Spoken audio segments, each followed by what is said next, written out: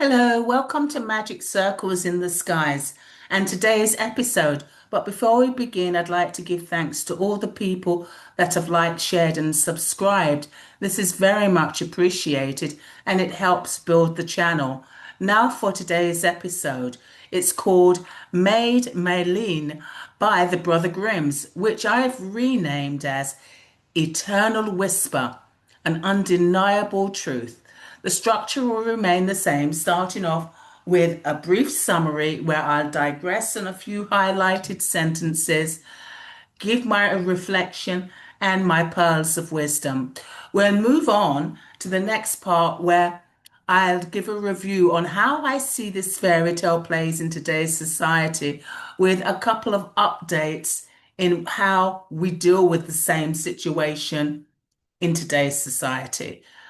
Next, we'll deal with a film that gives a parallel and a comparison to how this fairy tale plays. And last but not least, the trigger points and some of my life experiences dealing with one or two of the incidences or situations that occurred in this fairy tale.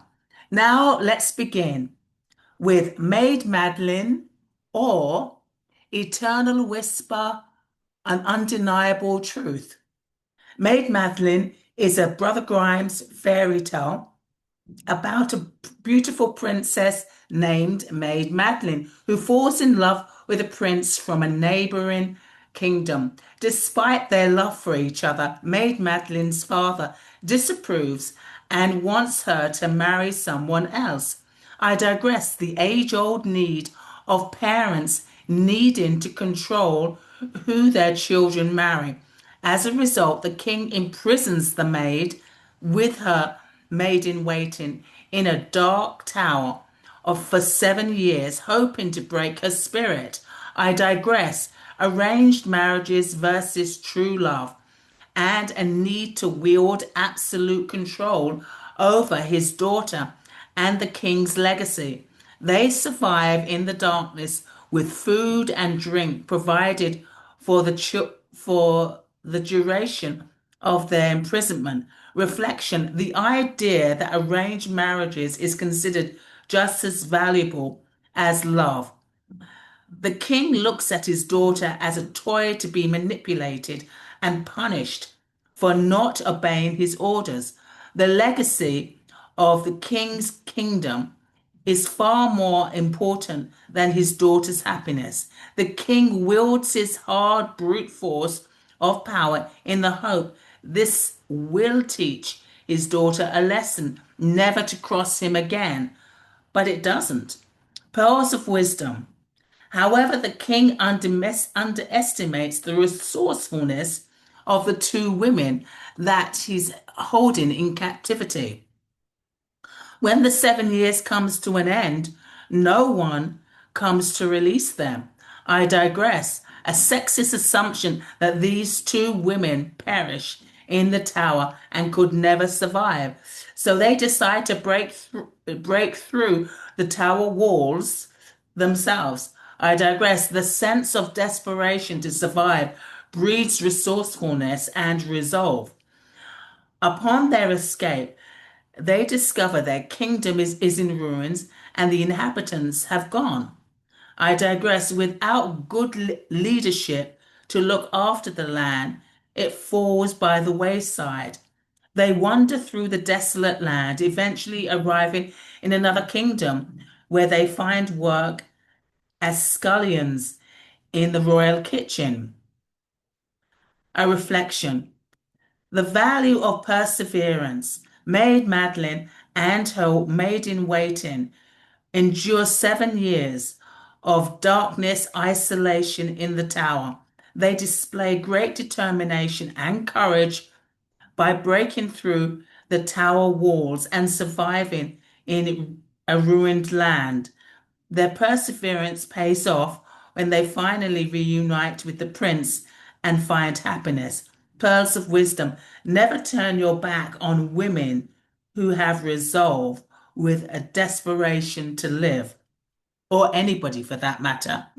Unbeknownst to them, the prince whom Maid Madeline loves is the son of the king of this kingdom. I digress. The princess and her love were destined to meet again. He is set to marry an ugly spirited and wicked bride who is ashamed of who she really is deep down. I digress. Society's applied pressure on women's purity and innocence and the value of shame that's hung over them if they do not possess these qualities is far greater than if it was for a man or a young man. On their wedding day, the bride forces Maid Maleen to take her place at the ceremony. It's a trick. I digress. I wonder if the forced bride intuitively knows that Maid Madeline is the prince's true love. I'm sure she probably does. The prince is astonished by her resemblance to his beloved Maid Madeline, but believes her to be dead. Reflections, loyalty and devotion. Both Maid Madeline and the prince remain loyal to each other despite their separation and the challenges they face. Maid Madeline's unwavering devotion to her love leads her to reject the father's wishes, while the prince's loyalty prompts him to question the identity of the woman he is destined to marry, ultimately leading to their reunion. Love conquers all. During the ceremony, Maid Madeline speaks cryptic verses to a nettle plant, a footbridge, and the church door, which the prince questions her about. I digress. She is testing the prince to see if he remembers secret moments only lovers would know. She initially denies saying anything, but the false bride forces her to reveal the words. The prince realizes that she is his true bride when he sees the gold chain she's wearing and that he gave her at the church. I digress. What the prince sees, words cannot explain. Reflection. Justice and retribution. In the end, justice is served when Maid Madeline and the prince are reunited and the false bride is punished for her actions. This theme emphasizes the importance of fairness and the idea that wrongdoings will eventually be punished. Pearls of wisdom. With deception, there's always a price. Maid Madeline is eventually recognized as the prince's true bride, and they live happily ever after. The false bride is executed for her deception. The tower where Maid Madeline was imprisoned remains standing, and children sing a song about it as they passed. Reflections. Overall, Maid Madeline is a tale that demonstrates the power of love, loyalty, and perseverance, while also highlighting the consequences of deception and the importance of justice. My type of fairy tale. Even the children recognize the bravery of the two female heroines. So this is a wonderful fairy tale, I think, and it really shows off the sort of what, if you know anything about archetypes, it shows off the heroine archetype and the survivor archetype very strongly. So now we go for our how this fairy tale plays in today's society. This is a wonderful fairy tale that really emphasizes the strong feminine archetypes, such as the heroine and the survivor. Through the through line focuses on the misuse of authority that masks the king's incompetence as the father and leader, which happens a lot in today's society too, and a need for control is to need to control his daughter by punishing her inappropriately for refusing to be manipulated into an arranged marriage. What happens afterwards is a tale of twists and turns with deception of the forced bride and the love conquering all. The king demonstrates a weak power while suppressing the princess without any awareness of his offspring's power of resilience and capacity to love in spite of all the suffering she and her lady in waiting have endured. A lot of times, weak people that come across as, very, very strong on the surface by, brute force and cruelty are usually as usually very, very incompetent in a lot of ways. The sexism at the beginning of this fairy tale is exploited due to the king's insecurities again and the fear of losing his grip on power because of the feminine agency that is present. The king abandons his kingdom like the coward he is, leaving the land starved of nutrition and overgrown by neglect. This reminds me of a modern day situations where everybody wants the brass ring or the crown, but nobody wants the responsibility of experiencing the weight of that crown. And I believe that this is what happened with the king. He just didn't have that gravitas anymore. In reading, in reading, the land dying is no coincidence. The feminine is exiled and the kingdom collapses. Starved leadership, starved land. Historically, women were often the primary caregivers of their families, the household, which extended to tending the fields and maintaining the land as part of their responsibility. When the women escape the tower, they move to the next kingdom looking for opportunity for a new life, similar to what immigrants do today in this day and age.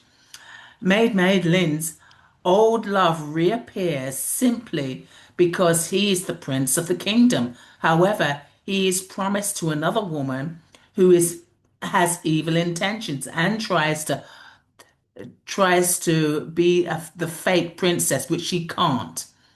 But deception is exposed, and the prince and the real princess marry. My conclusion is there's a respect for authenticity. There's only so much fakeness that can exist in a person, and eventually the true stuff comes out. The truth always reveals itself, which is a little different from today's principles in regards to materialism, race, and class. Yes, pardon me. In today's society, authenticity is very much regarded as something sacred, something precious, but it's scarce. It's really, really scarce because we do live in a society where a lot of people show fake faces and show masks all the time just to survive, really, or to be included. So we'll move on to the parallels of Maid Madeline through The Princess Bride.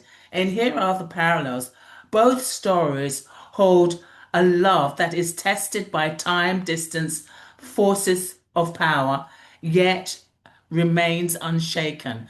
Love is love in its purity. It I don't think it can be completely destroyed, to be quite honest. In Maid Madeline, the princess is sealed away in a tower, cut off from her beloved and the world. A genuine love exists between both parties. In The Princess Bride, Buttercup is emotionally imprisoned, believing Wesley dead, her true love, and trapped in an arranged marriage she never chose. And she's probably desperately unhappy. There's no real genuine love in this arranged marriage. In both tales, authority attempts to interfere with destiny, a king who locks his daughter away to control her fate. The father lacks true leadership, and care for his own daughter, a prince who claims Buttercup as his bride for status, not love, and a prince needs to save face and gain status. These rulers embody the same energy: power, afraid of truth; ego, afraid of heart, afraid to love, I think, is the problem. Next, we move on. And both stories, love becomes a force that outlives separation and silence. Maid Madeline's emerges from exile, stripped of identity, but not essence. And this is the problem with being fake. You can be fake, like you can put on a hat on your head and to give you prestige or color. But when that hat's removed, and even if the hat isn't removed, you can still see the purity, the essence of who that person is. With all the princess had endured, she still remained her pure and authentic self. This is a rarity in today's society. It truly is. Wesley returns from supposed death, disguised yet unchanged, in devotion, tricking someone into an arranged marriage through falsehoods. Despite disguise, despite circumstances, despite ruin, their beloved recognize them, not by sight, not by status, but by essence. It's the essence that they recognize him for. Maylene is known for her voice, her soul speaking through a whisper, and Wesley is revealed by the steady truth of as you wish, a phrase that carries his heart, impossible to counterfeit. In each narrative, the forced love collapses, the forced bride is exposed, the prince is humperdinck, humiliated, and powerless. Why? Because falsehood cannot stand in the presence of true devotion. It doesn't can't stand under the weight. Both tales tell us love does not need proof. Love knows what is true cannot be replaced, and what is real cannot be hidden forever. Hence the title that I've given it, Eternal Whisper, an undeniable truth. And the mask drops. Essence prevails, and love, quiet, undiminished, patient, finds its way back to itself. This is, as I said, this is very true. Now, let's take a look at the trigger points, my trigger points that came up for me that I'd like to share with you. So, the first trigger point, the past. Rescuing myself in the past was met with anger and frustration and a feeling of not being valued. Nobody wanted to rescue me. I had no fireman or no Prince Charming or anybody will rescue you, will pull you to pull you to safety. Nothing like that. I felt unworthy because no one wanted to pull me to safety. But in this fairy tale, I observed the princess standing up to her authoritarian father by defying his wishes for an arranged marriage, and the princess consequently rescuing herself after years of exile with her lady in waiting. I went from feeling triggered at rescuing myself to a sense of appreciation for bringing myself to safety. And also, I think that there's a fear that if you don't do what your father wants you to do, manipulate you into an arranged marriage, that he will stop loving you. But what's really interesting is that Maid Madeline probably realizes that the father doesn't love her anyway. He doesn't have that capacity to really love her. And in the same way with me too. It doesn't matter if you disobey your father in that way. If he doesn't want to honor who you really love, then he never really cared for you, I don't think. Or respects your feelings. The true essence of Maid Madeline shone through in its purity, which exposed the fake bride and her evil intentions.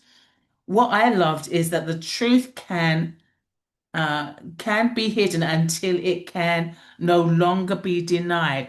The truth can be hidden until when you finally see the truth, it can no longer be denied. This is because denial is a temporary state that requires continuous effort, whereas truth, by its nature, continues to exist and will eventually be revealed through facts, clarity, or the consequences of falsehood.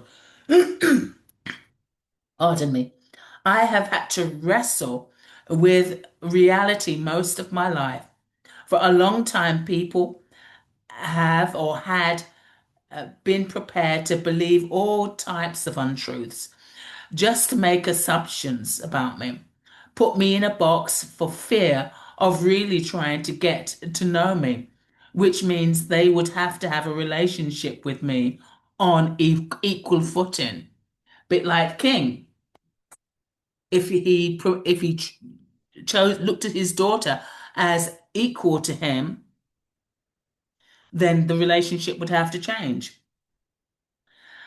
The third part, my life has been a sea of projections from people who really didn't want to take a look at themselves. So I was the convenient doormat. We looked at the doormat archetype in a class that I was in the other day. So I was the convenient doormat for them to wipe their feet on until, for whatever reason, they couldn't anymore. When I stopped being nice and tolerating their behavior, I put up boundaries they couldn't penetrate. They got to acknowledge the truth from viewing from the observation deck. My absence created a space for them to realize that what they had projected onto me was a reflection of themselves. They had no alternative but to take a good look at themselves.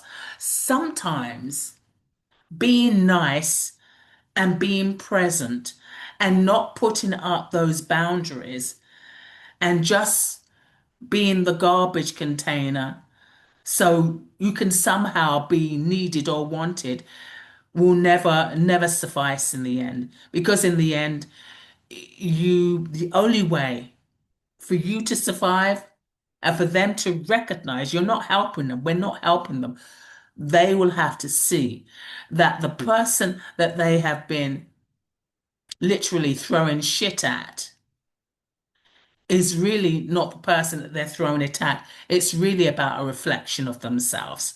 So this was, I thought, a very good fairy tale to take a look at.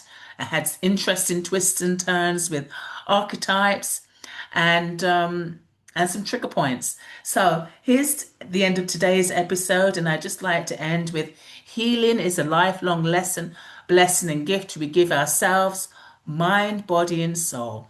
Healing is a lifelong lesson, blessing, and gift we give ourselves, mind, body, and soul. Goodbye until next time.